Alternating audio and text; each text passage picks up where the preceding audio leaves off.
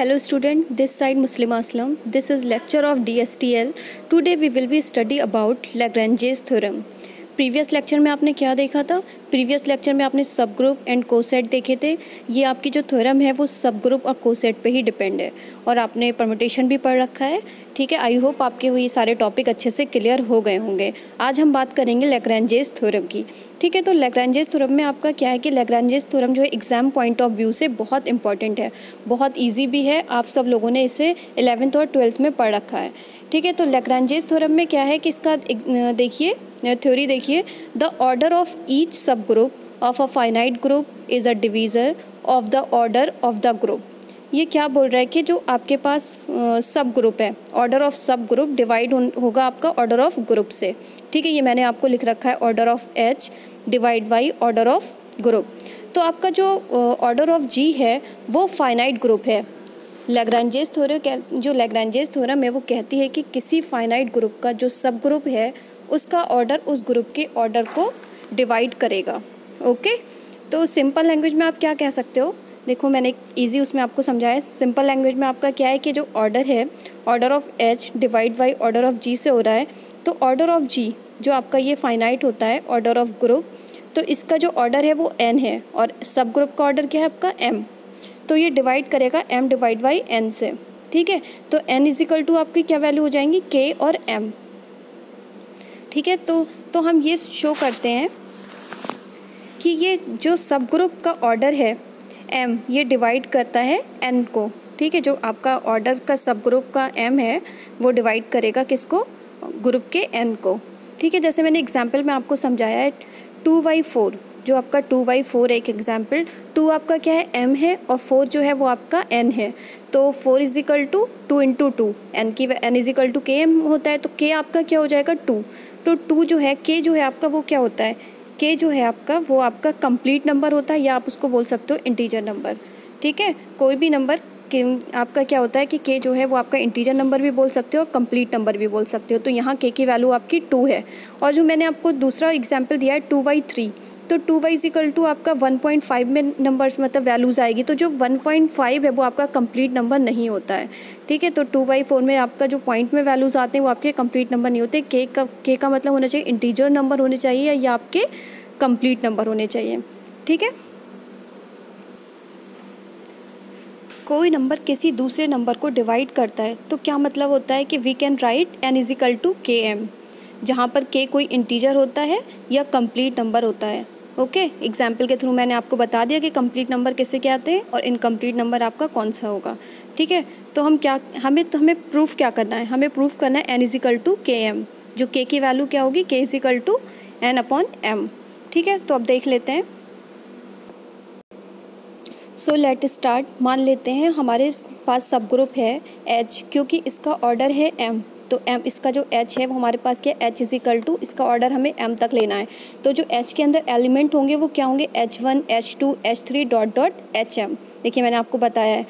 अब हम क्या करेंगे? अब हम एच से जनरेट करेंगे कोसेट। आपकी मर्ज़ी है राइट कोसेट लेना है या फिर लेफ़्ट कोसेट लेना है, या आप अपने कन्वीनियंट के हिसाब से ले सकते हो। तो हम बनाएंगे राइट कोसेट। राइट कोसेट बनाएंगे तो आपका क्या होगा कि जो एच है उसके अंदर जो एलिमेंट होते हैं, आपके ग्रुप के अंदर एलिमेंट होते हैं A1 A2 A3।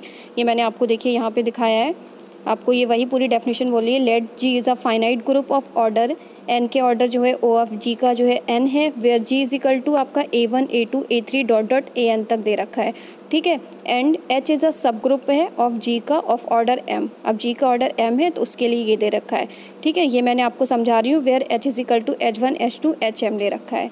ठीक है, तो इसके लिए अब आपका क्या होगा कि आपको ए जो है एलिमेंट ग्रुप का है A1, तो A1 जो होगा वो बिलोंग करेगा जी को, तब हमारा क्या होगा सब ग्रुप। अब आपको राइट को सेट बना रहे हो तो HA1, मैंने बताया था राइट को सेट में आप इंटू करोगे ए एलिमेंट को सब ग्रुप के साथ, तो HA1 ले रखा है। A1 इज इक्वल टू आपके अंदर उसके एलिमेंट्स क्या हो जाएंगे? जो small h A1 H2 A1 H3 A1 dot dot कहाँ तक जाएगा आपका? सो ऑन HM तक। ठीक है, ऐसे ही सिमिलरली आप क्या करोगे? A2 बिलोंग करेगा जी को। ठीक है, A2 जब बिलोंग करेगा जी को तो फिर क्या हो जाएगा? H जो है सब ग्रुप A2 के साथ मल्टीप्लिकेशन होगा, H1 A2 H2 A2 H3 A2 ऐसे डॉट डॉट आपके कहाँ तक जाएंगे? HM A2 तक। ठीक है। ऐसे ही सिमिलरली आप A3 का बिलोंग करोगे G के साथ तो आपकी ये वाली वैल्यूज़ आएंगी, HA3 is equal to H1 A3, H2 A3, ऐसे A3 तक जाएगा, HM तक आपका ऑर्डर जाएगा।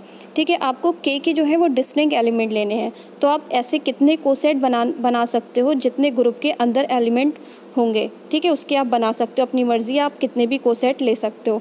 तो आपने यहाँ पर किसके बनाया, A1 का लिया, A2 का, A3 का, ऐसे आप A तक कोसेट बना सकते हो।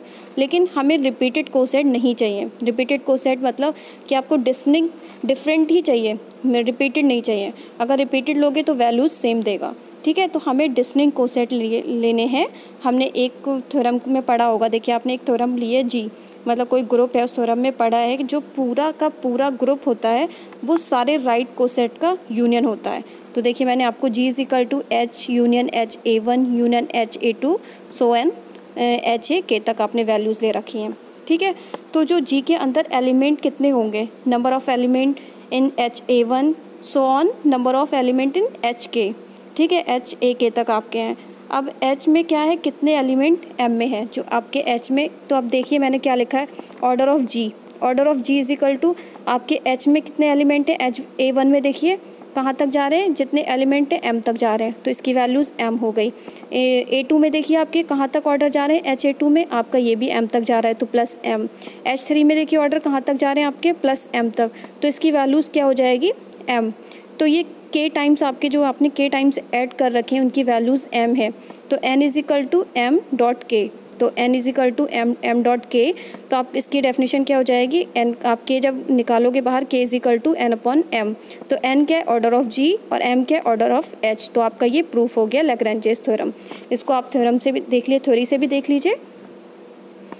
थ्योरी में देखिए, let G is a finite group of order N। आपका जो ग्रुप है OG का, उसका ऑर्डर N है, और आपके ग्रुप के अंदर जो वैल्यूज़ हैं A1 A2 A3 dot dot AN है, एंड H इज़ अ सब group of G of order M। जो आपका सब ग्रुप है उसका ऑर्डर M है, तो O of H is equal to M। ठीक है, तो where H is equal to, H के अंदर कितने एलिमेंट्स हैं, H1 H2 dot dot HM तक आपके इसके एलिमेंट्स हैं। तो लेट आपने सबसे पहले क्या कर रखा, कोई ग्रुप लिया, उसका जो A1 है वो बिलोंग करना चाहिए G को, तो देन उसके लिए मैंने ये आपको पूरा एक एग्जांपल के थ्रू दिखा दिया कि HA1 होगा, ये मैंने कोसेट में जैसे ले रखे थे, मैंने राइट कोसेट से लिया है, मैंने लिख भी दिया है with the right coset H in G। ठीक है, जनरेट वाया हैविंग और डिस्टिंक्ट एलिमेंट, ये भी मैंने बता दिया कि आपको डिस्टिंक्ट एलिमेंट रहने हैं, डिफरेंट एलिमेंट लेने K तक।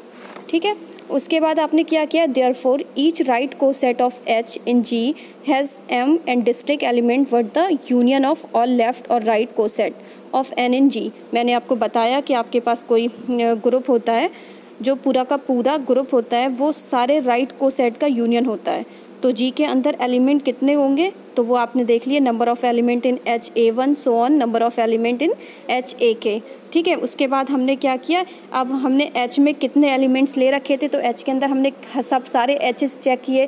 HA1 चेक किया तो उसमें भी M एलिमेंट्स तक ले रखे थे, HA2 चेक किया उसमें भी M एलिमेंट्स ले रखे थे, HK तक हमने चेक किया तो उसमें भी M एलिमेंट्स ले रखे थे। उसके बाद हमने सबको ऐड कर दिया, जब हमने सारे नंबर्स को ऐड किया, N is equal to M plus M plus M plus किया, तो हमारी जो वैल्यूज़ आ जाएंगी वो आ जाएंगी, so N is equal to M dot K। तो जो हमारा K का वैल्यूज़ है वो क्या निकल के आएगी, K is equal to N upon M। तो N अपॉन M आएगी, N आपका क्या है, ऑर्डर ऑफ G, और आपका M क्या था, ऑर्डर ऑफ H। ये मैंने आपको स्टार्टिंग में ही बता दिया था, ये आपको प्रूफ करना था, ये आपका प्रूफ हो गया लैग्रेंजेस थ्योरम। आई होप आपको ईजिली अच्छे से समझ आ गई होगी, मैंने एग्जाम्पल के थ्रू बहुत ईजी तरीके में बताया है, और नेक्स्ट लेक्चर में हम नए टॉपिक देखेंगे। आज के लिए इतना ही, थैंक यू स्टूडेंट।